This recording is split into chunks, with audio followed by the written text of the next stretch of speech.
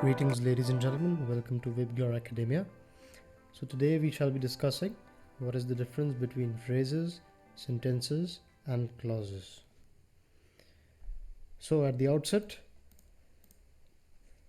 what is a word first of all? Because sentences or phrases or clauses will be made up of words. So like we discussed in the previous lecture, the collection of letters or the amalgamation of letters is known as a word. Now this could be a good word for you to learn. Amalgamation. To amalgamate something means to combine it, to gather it, to collect it. When we collect similar things together, we call it an amalgamation of that particular thing. So now, like we discussed, amalgamation of letters make up a word. Similarly, the amalgamation or collection of two or more words make up a phrase. Now, I will come to clauses in a while, but first I'd like to discuss with you what are phrases and what are sentences. Now look at this amalgamation of words here.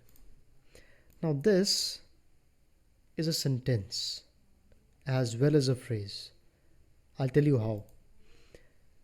When do we call any collection of words a sentence?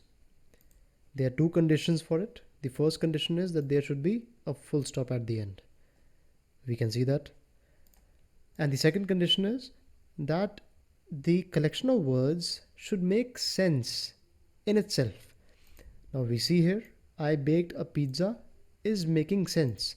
Now would I have selected I baked? Can I put a full stop over here? No, that will be inappropriate because it does not make any sense in itself. So now if I pick up this part of the complete sentence, or perhaps this part of the complete sentence, what would I refer this as? This is a phrase. So a phrase is merely the collection of two or more words. So this is a sentence as well as a phrase. Now before we understand what a clause is, it is important that we understand these three entities of a sentence. So generally in a sentence we have something known as a verb, which is primarily the action which is happening. Then there is an entity which is performing this action. We call it the subject of the sentence. And the entity which is being affected because of the subject doing an action on it is known as the object. So to recapitulate, the activity that is happening is the verb. The entity which is performing that action or that activity is the subject. And the entity which is being affected due to the action being performed by the subject is known as the object.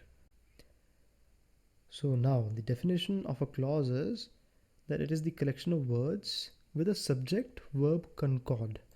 Concord means an agreement. So whenever we have a phrase where we have both the subject as well as the verb, so we can term that as a clause. Now look at these two sentences for an example. In the first sentence, the bus to Pune.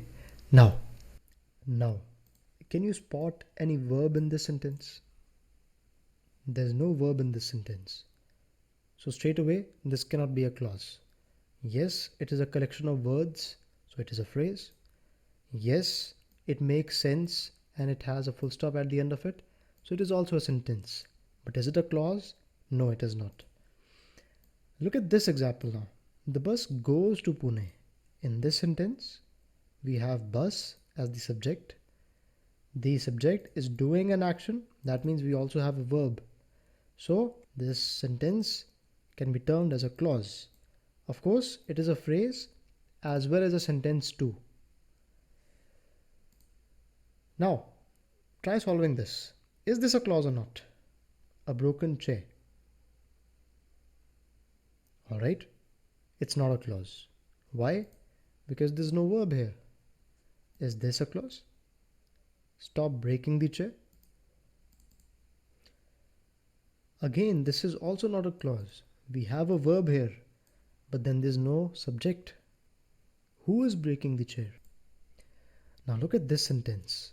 I want you to stop breaking the chair. Let me consider the first part of the sentence. Let me pick up this phrase.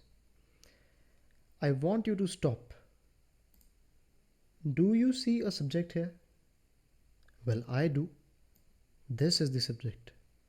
I is wanting. So I is the entity which is doing the action of wanting somebody to stop doing something.